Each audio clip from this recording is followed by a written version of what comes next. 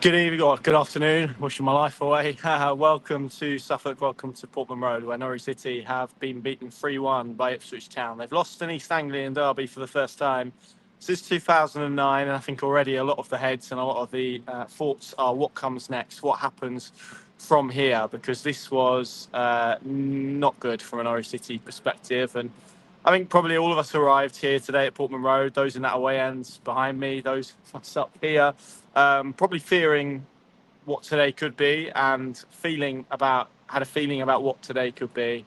And you hope to be defied wrong. You hope it's a run that maybe they can sustain or find anything to keep it going. But alas, not. Today was the day it ran out, and there are now some very serious question marks that need to be answered by clearly people at the top of this football club about where it is going. 3-1 defeat to Ipswich Town. Norwich were outplayed. They were outclassed in the second half. And when that third goal went in, I'm afraid to say outfought as well. Heads drops. They were minds and hearts were empty, I think, by the time that third one went in. And this was Ipswich Day. And it's hard to, in any context that you look at this game, hard to argue they didn't deserve to win it. They absolutely did. And again, it's maybe a sign of where the two football clubs are at this moment of time. I will come on to all of that. Let's start with the game itself, though. Norwich made one change from that team that were beaten by West Brom on Wednesday. Marcondes dropped out. Miko Topic came in. And actually, for the first half, I thought Norwich were pretty good, pretty competitive. They pressed well. Causing probably a little bit of frustration in this place because every time Ipswich wanted to play out, Topic's role was effectively to sit on Matasiwa. He had Sargent then blocking off passing lanes. He had Sienats and Schwartau doing an excellent job at doing that. And Norwich really got on top of them, and they were forcing Alex Palmer to play out with his feet, and it was going into the stand, it was going forwards, and Norwich then were able to play off seconds, and that's really where their opportunities came from, that pressing structure. And playing Cordoba at the back, we spoke a little bit about this on Wednesday night, in terms of it allows them to be a lot more aggressive with their back line. It allows them to push right up the pitch. And, the opening 20, which felt like a really pivotal period, they kind of breezed through, really. There wasn't much trouble. I don't think either team had a shot in the game. And Norwich were competitive, more than competitive. It was a very even game. They created Portman Road into the type of level of atmosphere that they wanted. And then individual errors, ultimately. The first, obviously, from Vladan Kovacevic across from the left, cut inside, and he just goes to punch a ball, doesn't make contact, kind of skims off his knuckles, goes behind for a corner to the back post to Dara O'Shea, gets nodded down, and Cedric Kipre is there to smash it into the back of the net for 1-0. And again, I think that felt like another test of this Norwich side. Would they wilt? Would they go under when they went behind? And they did anything but, really. Again, the pressing was good. They were creating opportunities. There was energy. There was workload. Structurally, that first half, I think, is probably as good as they've looked this season. You decide how high bar that is. But still, in terms of creativity and open play and their possession, didn't really look like constructing much for Josh Sargent. If they were going to get the ball, it was get the ball into the back of the net. It felt like it was going to be two routes: a set piece, or from a mistake at the back from Ipswich that they would turn over and go and create. So, and it was the first really for the goal where gets cleared to Schwartau. He just does exactly what you need to do in that situation. Hits the ball firm, makes solid contact, hopes it take a deflection. It did. Took it away from the goalkeeper and into the back of the net. It was 3 minutes after Ipswich took the lead, and from there it was game on. Norwich were competitive. It was a really kind of competitive derby first half, gritty, scrappy, exactly the game probably that Norwich City wanted when they came here.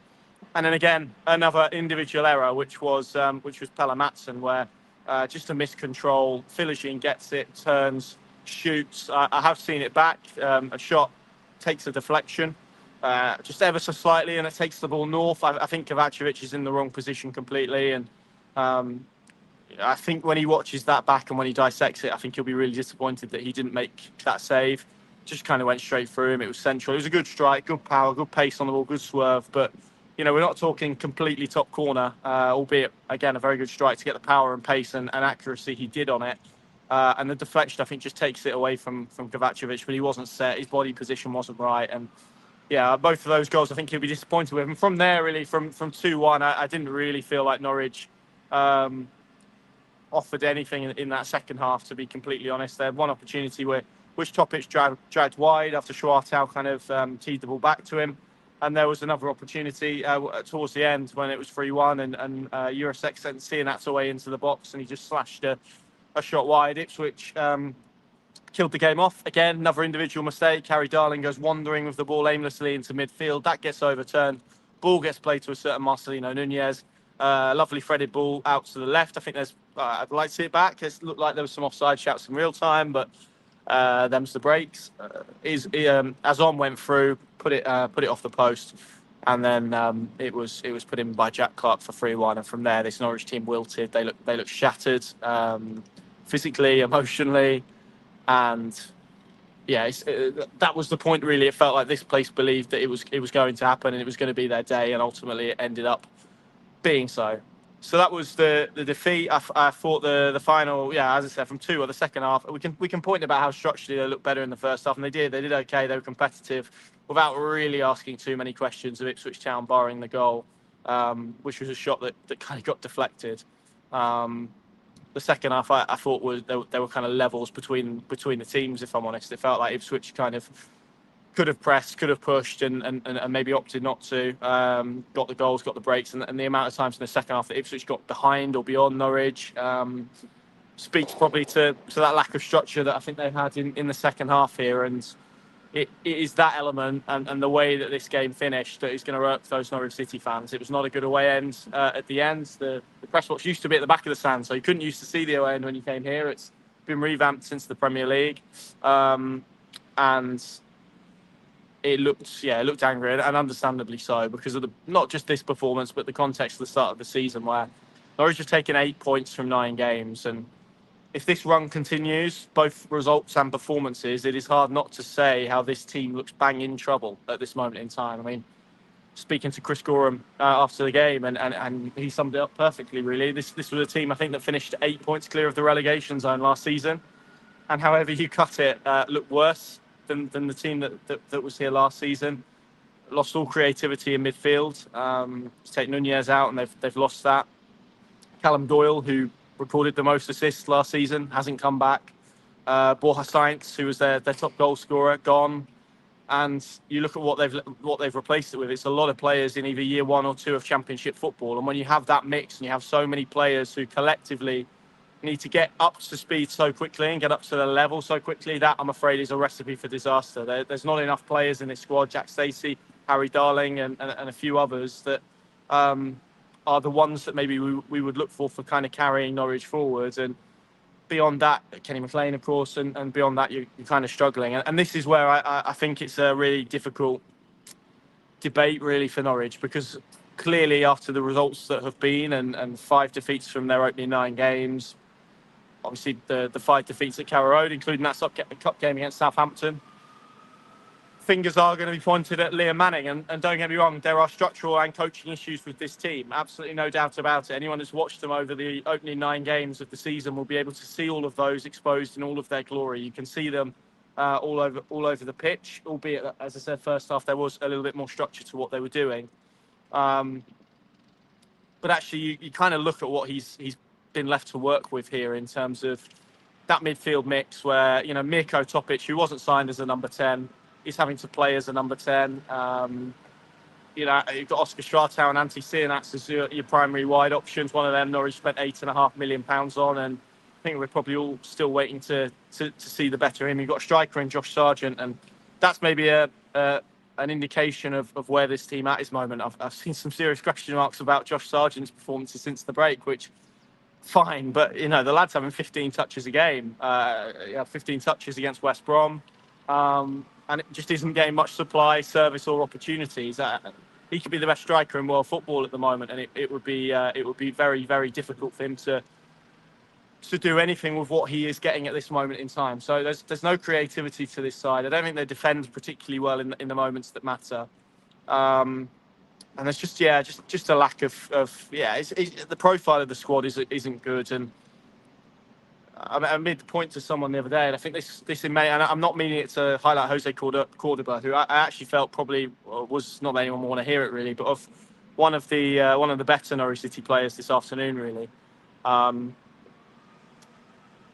Against Wrexham, I think we all saw how he struggled, and there's mitigation for that. He was out of position again. I don't want to make this a Jose Cordoba point, but I looked at kind of the underlying numbers and the stats around it, and you looked at kind of, if you filtered it by progressive passes, he was way top of anybody else. And that's where, for me, this probably needs to become the point, because there are a lot of players who are like that on data points and on various little elements like that. They look like they're really contributing, and their performances are up here. And actually, you watch them in the flesh, and the team and how it's been constructed generally, and it doesn't feel like a team that's been built particularly well over a long period of time, 2 seasons really. And it's a team that looks short of quality. And for all of those reasons, you have to say at the moment, this is a Norwich City team that is bang in trouble in the Championship, because you look at the options that they've got and where this group is at. And when the going gets tough as well, it's difficult to ask a lot of those players who are new to the league, new to the division, new to the country to put their hand up and to step up. And I can understand people leaving here and saying Norwich played well for the first half, and they did. No problem with that. They were still 2-1 down. They were still probably there was a gap between them and Ipswich Town. And when Ipswich did play through them, I thought they did that pretty effectively, and they kept Norwich pretty much at arm's length throughout the afternoon. So that's where I struggle with this being solely on Liam Manning, because Norwich can go through the cycle now. They can pull the trigger. They can get rid of another head coach. This would be their 5th since relegation from the Premier League. And we can spin the wheel again. We can turn it again, and we can end up here in 6, 7, 8, 9 months. There is something bigger here. There is a reason why 4 head coaches, Liam Manning being the latest of, is walking into this club and has been unable to get this club going and been unable to get this club moving in an upwardly mobile direction. And that is on the way this club has been built from a recruitment perspective. Let's have it right as well. It's the kind of decisions that we saw in this week as well. There's not much credit with supporters. And it's a team that over a prolonged period of time has regressed to an extent now where a 16-year unbeaten run, which was always going to come to an end at some point, has come to an end with Ipswich being a vastly superior team. So there's a real muddle now in my head of, this is where Norwich are at. We can all diagnose the issues. We can all see the issues. But it's how do you fix them? And I'm not sure there is an easy fix. And I like Liam Manning. I think he's a good coach. You don't have the CV, the reputation that he has when you do that. But when you get in, but again, for his system, Norwich need dynamic 8s. They don't really have those. They need more creativity in wide areas. They don't really have those. Wing backs, he played 3 at the back last season with Bristol City and did that very effectively. Doesn't really have those. It's not a squad composition that fits this coach. It's not a head coach that really feels like he fits this squad, but this squad is a mismatch really, and it's been poorly built, and that ultimately is where the sporting director and members of the recruitment team and all of those guys are going to get criticism tonight as well. So again, I feel like I'm here diagnosing stuff that you guys will know, but it's what happens now, because one thing's for sure, we can't see what we're seeing on the pitch continue, because if it does, and if this does not change and the performances do not improve and Norwich City do not get better, they are going to be in a bad place. And